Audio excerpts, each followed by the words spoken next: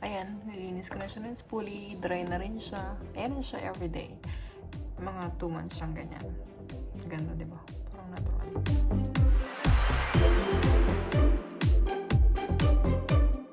Hello guys! So, ngayon, maiba naman. Mag-beauty video naman tayo. Walang magawa. Taong bahay pa rin. Nakita nyo naman sa title. Mag-DIY lash lift or lash perm ako. Like ko itong ginagawa. Actually, nung nasa Pilipinas pa ako. And sa Lazada ko nabili itong mga kailangan. So, start tayo sa mga kailangan natin. Siyempre, pinaka-important yung solution. Ito siya. Ganito siya. Ay, shit. Ito. Ganito siya. Ang laman niya ay 8. Pero magkakamukha. Dalawa-dalawa. By 3 siya. Ito. By 3 itong dalawa. Kasi ito yung kailangan maraming gamitin. So, ito na yung unang. Nandito na rin yung parang naka-arrange siya. Kung alin ang unahin mo, ito yung unang unahin. Tapos pangalawa. Oh, shoot. Pangatlo. Tapos pang-4. Tapos iba-iba rin yung timing ng paglalagay niya. Mamaya, papakita ko. Sa Lazada ko lang to nabili. Parang 800 something. Nalagay ko na lang yung link below. Tapos, ito. Ang kailangan natin. May kasama siyang kailangan natin ng rod. Yung kasi igagano natin yung pilik mata. Meron siyang kasama. Pero, pangit to. Masyadong magiging maliit. Magiging kinky. Hindi siya maganda. So, bumili ako ng ganito. Ganitong rod. Kasi mas maganda to. Mas mukhang natural to. Hindi curl na curl talaga. Pair siya. Pair by pair. So, pipili ka ng depende sa laki ng leads mo. So, yan. Pipili ako. Ito. Ganito siya. Ganito. Pipili ka ng kakasya. Ito. Ganyan. Idikit mo yan. Mamaya. Kasi, yan ang magiging parang dikitan. Kahit anong glue, kailangan mo rin ng kahit anong glue. Ito, ordinary glue lang. Huwag kayong bibili ng glue na sobrang madikit kasi mahirapan kayong magtanggal. So, ito. Tapos, kailangan mo ng cotton buds. Kasi, yun yung pang-dikit mo, pang-ayos mo. And then, tissue. Kailangan mo ng tissue kasi para pupunas-punas. Siyempre, alcohol muna tayo. Kung dire-diretso. Tapos yan. Walang magawa. Sa bahay lang naman ako, pero wala lang. Ma-video lang. So, ito na. Ito yung pair. Let's start. So, yun na nga. Let's start. Ang una natin gagawin ay kuha ka ng cotton buds. Tapos, yung glue. Lalagyan mo ng pandikit yung gagamitin mo na oh my god. Na rod. Ito, kuha ka. Tapos, yung likod niya, lagyan mo. May nagugulo sa akin pusa. Ganyan. Lagyan mo siya. Tapos, didikit mo siya dito. Oh, fuck.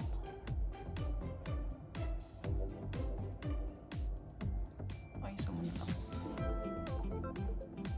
Dahil lang. Kailangan ko ng salamin.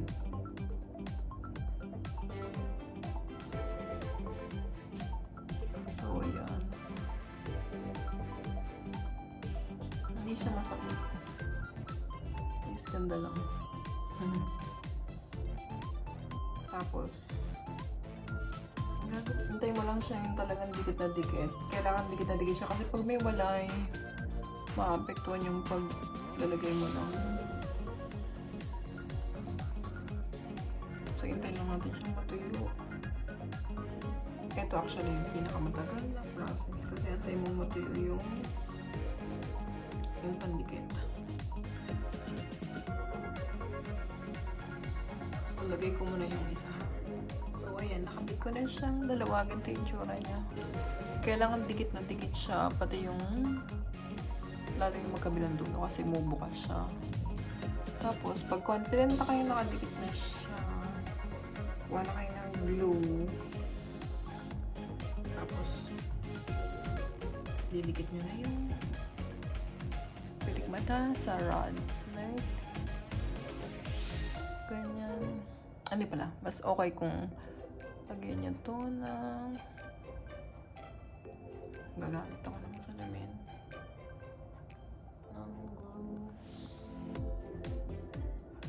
Tapos, antay mo lang matuyo.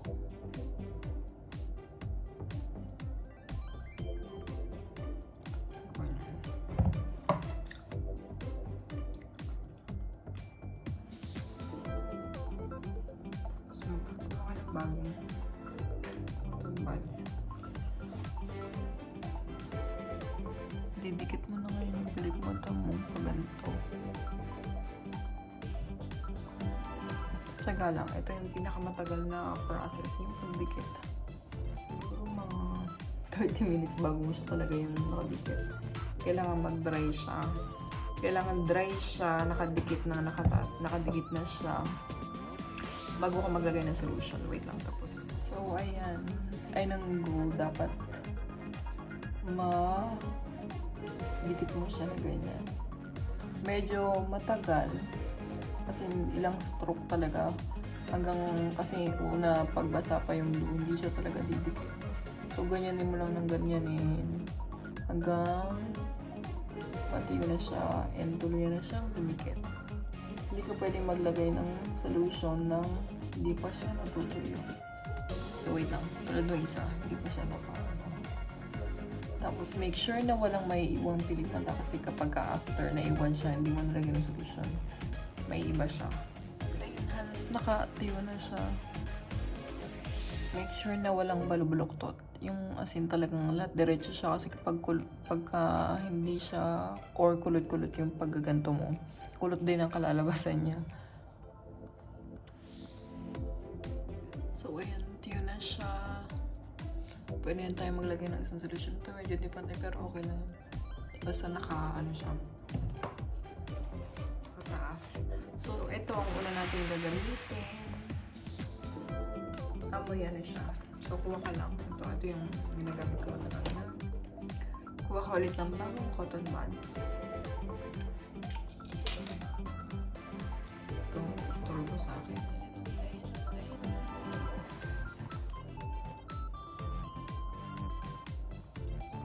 Open lang natin.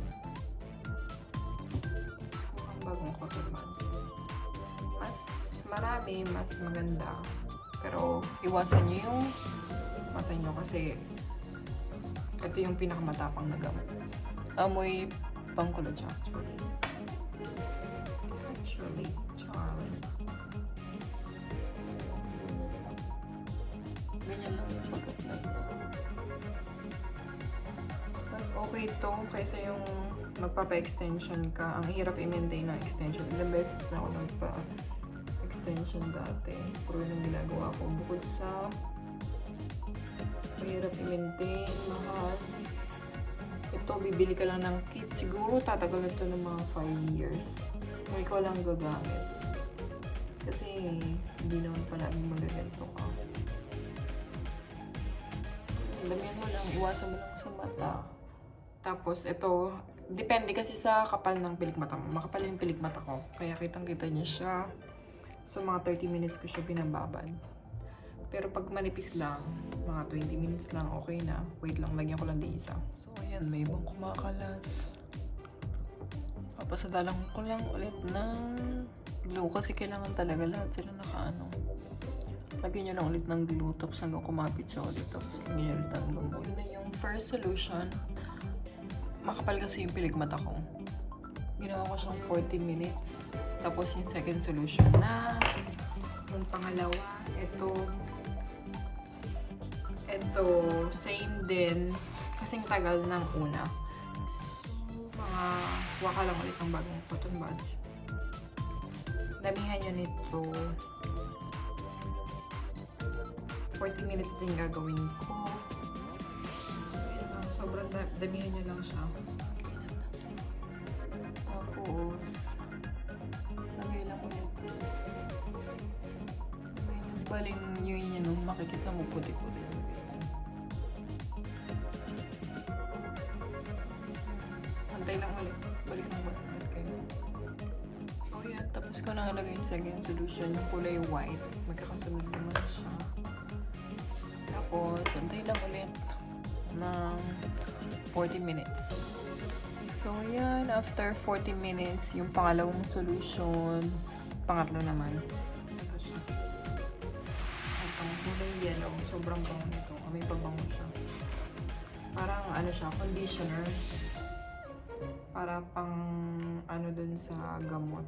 Hindi masyadong maluto sa gamot. Pang pabalik ng, ano,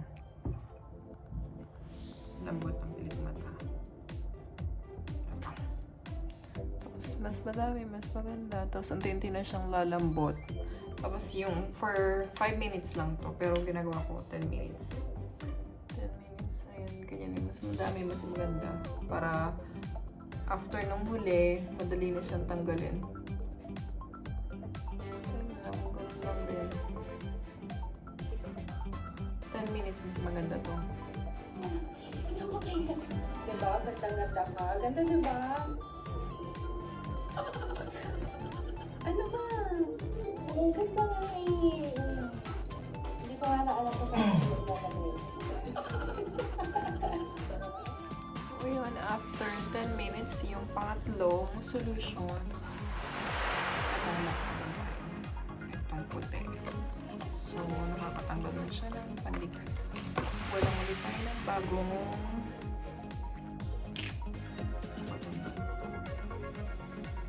mas marami, mas maganda para mas madaling matanggal yung dikit. Ulit tayo. Ito, ano lang ulit. Tatanggal na siya sa pangatlong solution. Pero ito, totally tatanggalin niya yung dikit. Mas marami, mas maganda.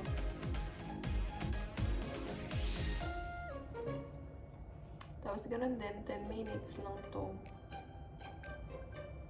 Nakalagay dun sa instruction, 5 minutes lang. Pero, mas maganda kung ano. Sulitin mo na, minsan mo lang gawin to. So, mas tagalan mo na. So, mas damihan mo.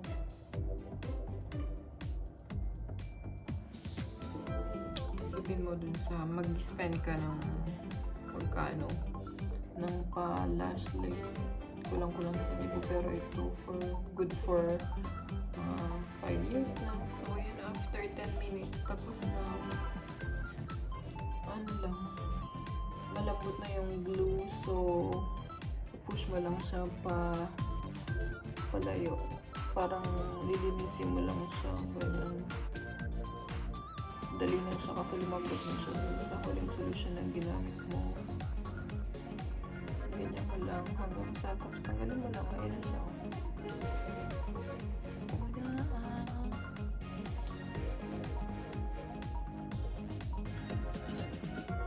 Tanggalin mo na. And then, yung likod naman yung linisin mo muna. Same pa rin yung ginamit mo na may ano, kasi nakakatanggal yung panlinis. Wait lang. Tapos yan, natanggal ko na yung rod. Wait lang. Pang thumbnail.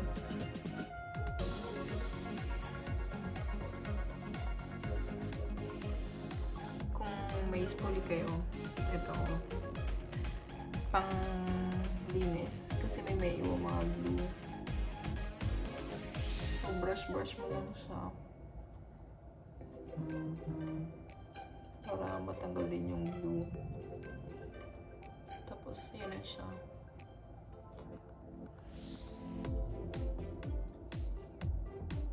Nakita mo may mga glue pa dun sa part na yun. Remove mo lang. Wait, tapos saan na siya? Ayun yan. Mas maganda kung hindi mo siya babasahin ng mga 8 hours. Tapos, mga 2 months, ganyan siya. Huwag mo lang yung talagang ginagano. So, pagka gusto mo mas mukhang everyday mascara ka lang. Sobrang effortless, hindi mo na kailangan mag-curl. Naka-curl na siya, di ba? Amazing.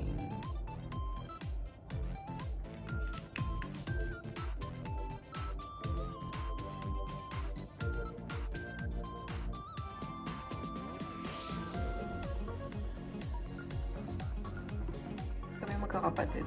Kaming tatlong babae. Ito lagi ginagawa namin. Nagaganituhan kami.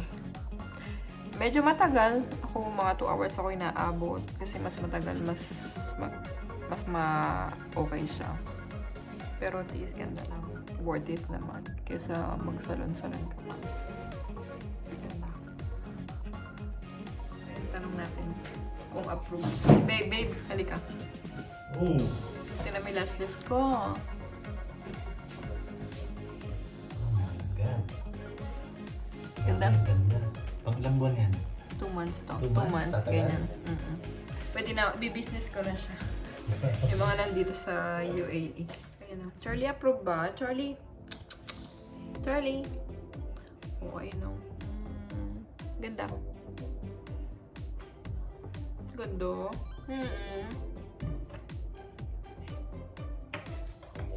Nakapost pa yung cabin niya.